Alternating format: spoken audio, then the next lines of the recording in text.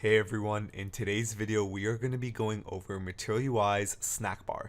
This is personally one of my favorite components. I absolutely have to use this component in almost any application that I make. It's really awesome, and if you're like me and you don't know what a snack bar is, I didn't know what a snack bar was until I started using Material UI. Essentially, on some websites you can have actions that you perform, and when you do them, a little message at the bottom will show up, and this is what a snack bar looks like. It's usually a little icon with a message, and then you can click an X to get rid of it, or if you leave it open long enough, it will get rid of itself. And there are a lot of different types of snack bars you can use. For example, you can have sort of error snack bars which show up in red, warnings which show up in orange, informational ones that show up in blue, and then success which will show up in green. Obviously, you can customize all these colors, the messages that come inside of it, and the icon. Now, in other UI libraries, this can also be called a toast. I know I've seen some libraries where it's referred to as a toast, but in Material UI, it's called a snack bar. And in today's video, it's going to be sort of cool because I'm going to show you how Material UI does it in their documentation. It could be a bit confusing, but we'll break it down so that it's really easy to understand. But I'm also going to show you how I like to do it in my applications using Redux. A lot of the times, the way it works in the Material UI documentation is not really going to be viable for bigger applications. And you're going to have to use something like Redux, or if you're using any other context library for React, such as MobX or just the React context library, you can hook it up in a very similar way with that. But I'm going to show you how to do it in Redux near the end because I think it's a lot more scalable and it makes a lot more sense if you're building a real application. So let's jump straight into it. And before we do, actually, I know I say this every video, but if you find value in this video, please consider liking, subscribing, leaving a comment. I read every single comment. I really appreciate all the amazing feedback. In fact, this snack bar video was a suggestion by one of you guys in the comments, and yeah, you guys are giving me such amazing ideas, and it sort of gives me inspiration every single week, and really awesome to interact with all of you guys. So I really appreciate it, and it really helps with the YouTube algorithm to help get these videos out there. So the snackbar component, let's look at the most basic implementation of the snackbar component possible. It's pretty much you have a button, you click it, and then the snackbar will show up on the bottom left, and that's pretty much it. So when we go into this Material UI code, you can see here that pretty much Material UI will keep track of the snackbar state. And you'll see here the actual component, they're passing in a lot of different things here. But in reality, there's only 3 props that you need to worry about when it comes to the Material UI snackbar. And the first one is, let's see, AutoHideDuration. So this will, you pass in a number in milliseconds, and that will show how long in milliseconds the snackbar will show up before automatically going away. So you'll see here, we'll leave it open for a bit, and bam. I think, I don't know how much this is in milliseconds, but probably around like 4 to 6 seconds. Then we scroll down, we also have the a second prop that is the most important, and that is the open prop. This open prop is going to determine whether or not the snackbar is open. So what is essentially happening here on a very high level is you click a button. When you click that button, it sets our open state to true. And when that open state is true, that is when the Material UI snackbar will be shown. And then after a little bit, you will see here that what is happening is when you set an AutoHideDuration, after 6,000 milliseconds, it is going to call the onClose function. And in that onClose function, we are going to set our open variable to false. And that is what actually closes the Material UI snackbar. So those are the 3 most important props right there. The open prop, the AutoHideDuration, and the onClose. Now let's look at another example. So if we go into here, we can see here that this one is sort of just an example of really basic snack bars that all will show you different messages. So you can see when I click this button, it'll show this is a success message snack bar in green in the middle of the screen. And when we look at the actual code itself, we have our button. And our button is going to have the same handle on click that's going to do the same thing. It's just going to set our state variable to true. And so when you click, it's going to set that state variable to true, which will then set, by proxy, this Snackbar component's open prop will be set to true. And then all it has are the three most important props, which is the AutoHideDuration. So after 6,000 milliseconds, it will go away. So we can see here, it's going to go on away on its own. Bam, just like that. And it will also have an onClose, and this onClose will either be triggered by clicking that X over here, or it will be triggered by the AutoHideDuration. And that's pretty much all there is to it. Now, if you were to nest this Material UI component called an alert inside the Snackbar, that will pretty much, that is what number one passes in the X, and number two is what passes in the color and the message. So if you don't pass any of these in, it'll be sort of that bland white color that you saw up here. Actually, if we even scroll down, you can see that like they are manually passing in the sort of undo button and the close button. But when you nest alerts inside, which is how I recommend to do it, it will automatically nest whatever color you want and also that X button, and it will automatically pass in the onClose naturally inside of it. So it's important to know that the onClose that you pass into the alert is what will show up when you have this X button over here. That is what's going to trigger when you have the X. The onClose you pass into the Snackbar is what is going to happen after the AutoHideDuration is gone. If you were to not pass in an AutoHideDuration, this onClose would never be called. And the only way to close it would be to be clicking the X button, which would call the same onClose function within the actual alert itself. So it can seem a bit confusing at first, but once you look at it, it sort of makes sense. And you can customize the message by just passing in whatever message you want here. You can see here, if I were to go into the alert components API, so I can type in alert here. We'll see here that there are a couple of different severities that you can pass in. The most common ones being error, warning, info, and success.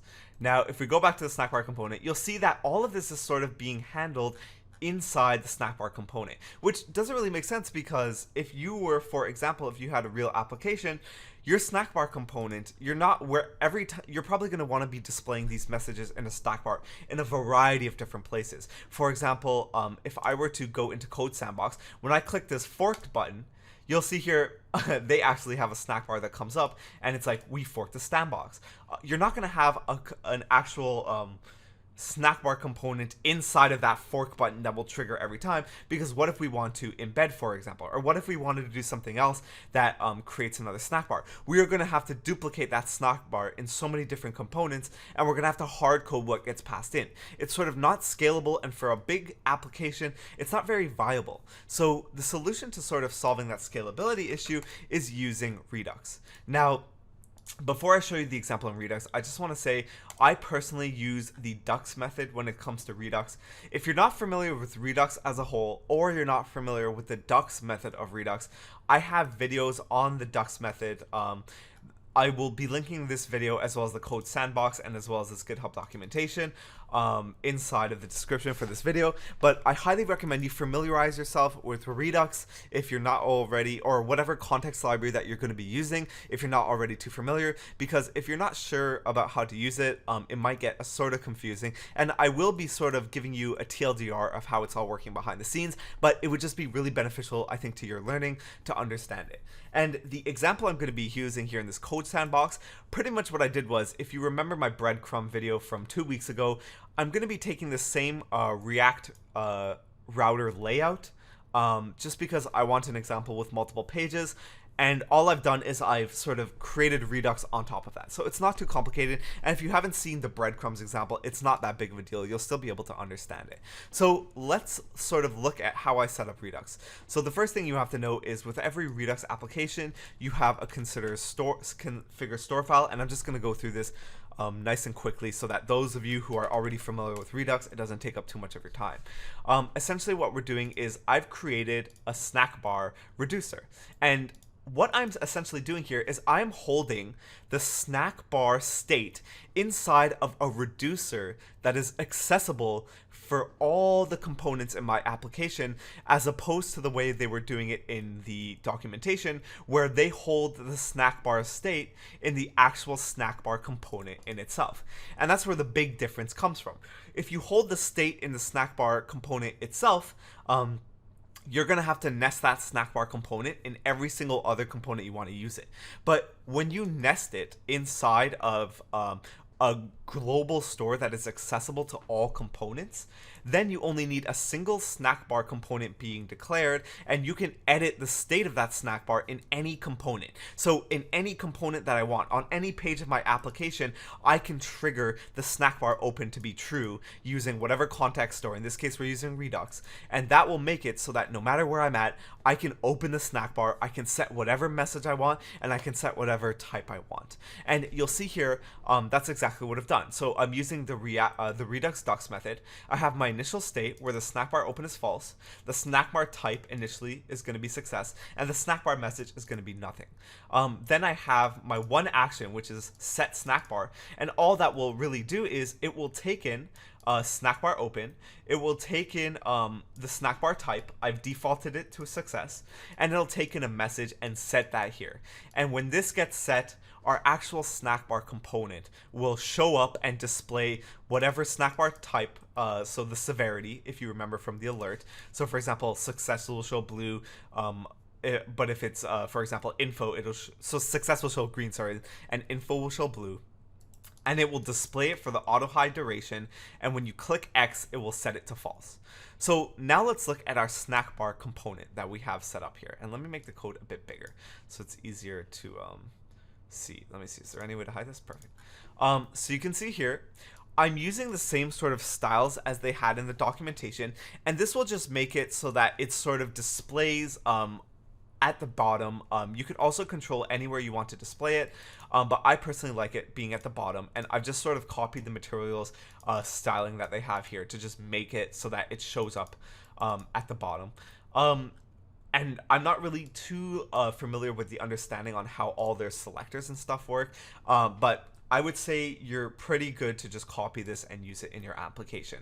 And then over here, so we have a couple of different things. I have my component called Customize Snackbar, and all of this is sort of a very brief wrapper on top of Material UI Snackbar. So you can see here, if you're not familiar with Redux, all we're doing here is we're taking, instead of having an open, let's look at the full code for, let's go back to the snackbar. So instead of having an open state just like this, I'm getting that open state from Redux. I'm also getting the type of snackbar from Redux, and I'm also getting the message inside of the snackbar from Redux as well. Our handle onClose is going to be almost the same, except what we are going to have here is, instead of setting the state, the open state, to false, what we are doing is we are dispatching a Redux action to set our open state in Redux to false. So it's the exact same, except we're managing the state in Redux instead of in the actual component itself. Now, if we scroll down here, we'll see that the code is very similar. Our open is just going to be equal to our whether or not our snackbar open variable inside of our snackbar reducer is open or not. If we come down here, I've set the auto duration to 3000 milliseconds. onClose is going to be the exact same. It's just going to call the handle close, and the same for the alert here. Our onClose is also going to call our handle close function. Our color is going to be coming from Redux, as well as our message is going to be coming from Redux as well. And that's all there really is to it. So let's go ahead, and now that we have the snackbar set up, let's show how you would implement that on different pages. So if you don't remember what this application is, essentially it's a very simple application. It's sort of supposed to be like a job portal for like a website. So you click on the jobs button, and then you can click to apply for a couple of different jobs. So for example, if I click engineer, I want there to be a button that says apply to be an engineer, and when I click that, it'll say something like success, your application has been submitted. If I click marketer, maybe it'll be like, oh, sorry, we're not hiring for this role right now. And if I click designer, we can make it success as well.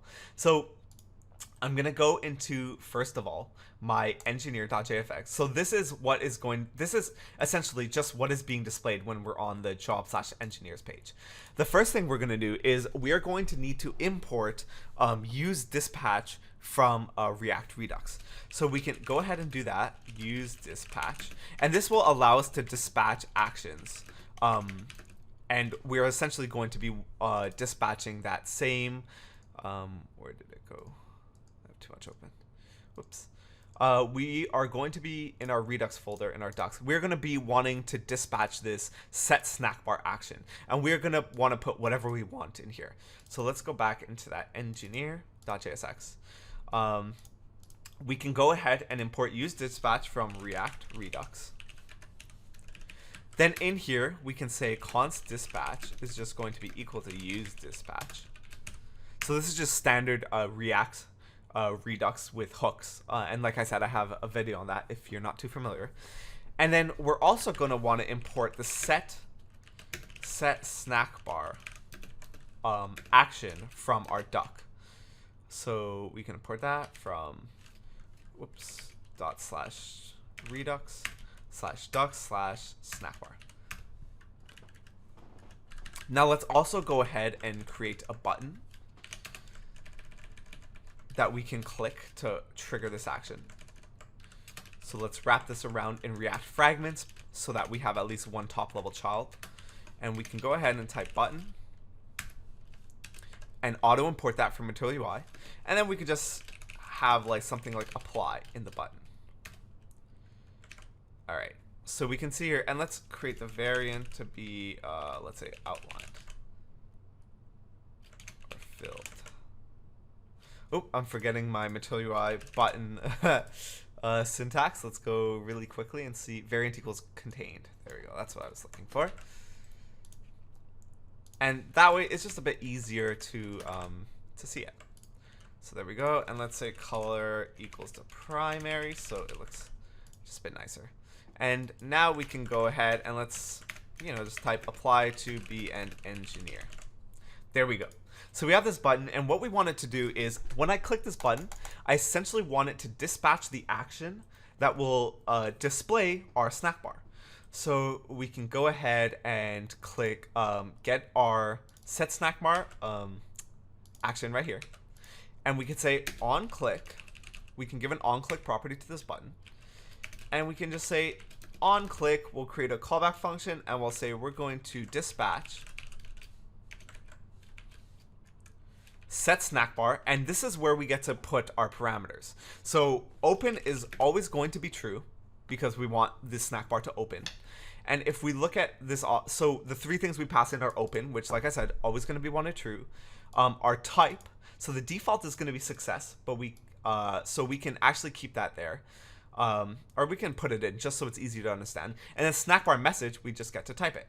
So for the actual type, we're going to just put success. And for the message, we are going to write something like your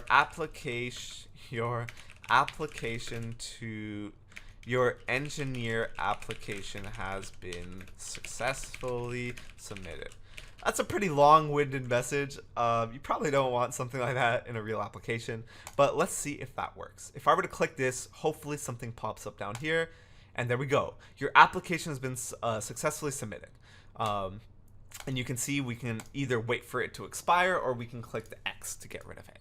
Now let's go ahead and add it to one of our other pages. Let's add it to the marketer page. So we're going to do the same thing. We're going to import pretty much the same stuff.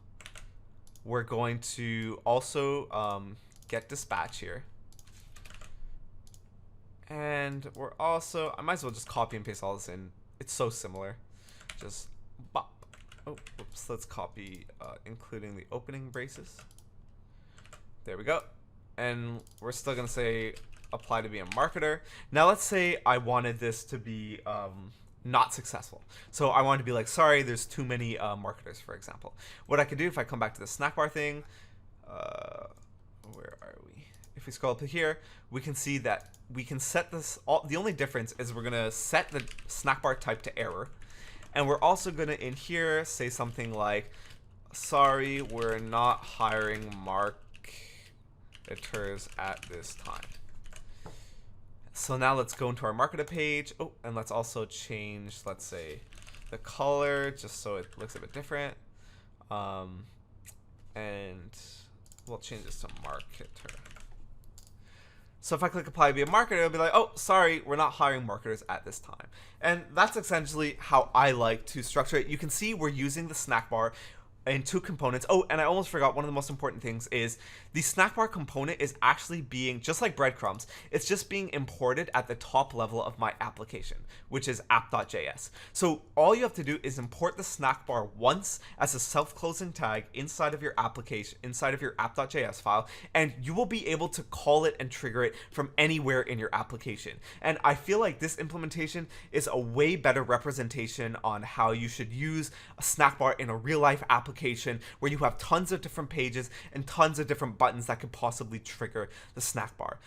And like I said, if you found value in this video, please consider subscribing, leave a comment. I love hearing your suggestions and interacting with you guys, and I'm so grateful and appreciative of all of the feedback I've been getting. I'm always trying to improve my videos, and I hope everyone is staying safe, and thanks again for watching. Take care, everyone.